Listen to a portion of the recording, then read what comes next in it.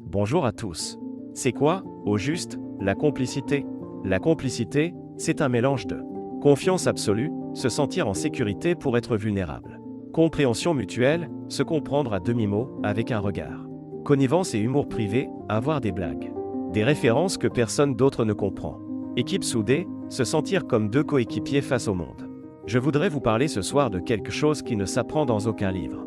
Qui ne se mesure pas, mais qui se sent profondément dans le ventre. Je veux vous parler de la complicité quotidienne entre un homme et une femme. Pas la version romantique des films, mais celle, bien réelle, qui fait que le couple tient debout, jour après jour. Elle est dans le regard échangé à une soirée. Quand votre partenaire vous adresse ce petit signe qui veut dire « Je sais que tu t'ennuies. Tiens encore 5 minutes et on rentre ». Ce code secret, invisible aux autres. Qui vous fait sourire intérieurement. Elle est dans la cuisine, un mardi soir ordinaire. L'un prépare les pâtes, l'autre la sauce. Sans se parler, en se passant les ustensiles au bon moment. Comme une danse parfaitement réglée.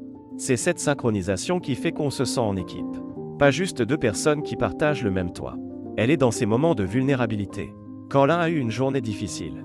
Et que l'autre, sans poser de questions, prépare un thé, allume la télévision sur leur série préférée. Et s'assoit simplement à côté. Pas besoin de grands discours. Juste cette présence qui dit « Je suis là, avec toi, dans ton épreuve ».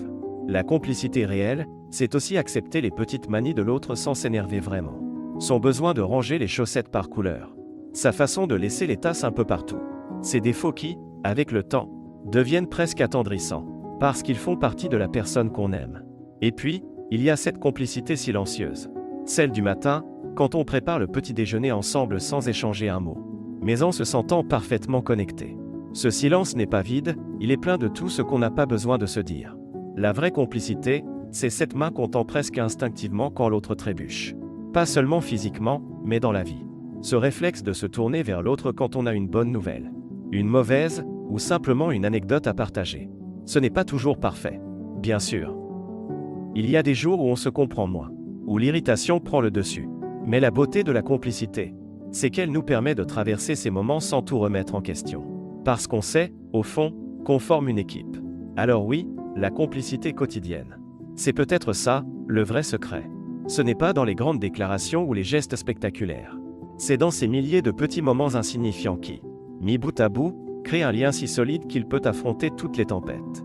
C'est choisir, chaque jour, de faire équipe, de se soutenir, de rire ensemble. C'est ça, la complicité réelle. Et c'est peut-être la plus belle forme d'amour qui soit. Comment cultiver la complicité? La complicité ne se décrète pas, mais elle se nourrit. 1. Partagez des expériences, vivez des choses ensemble.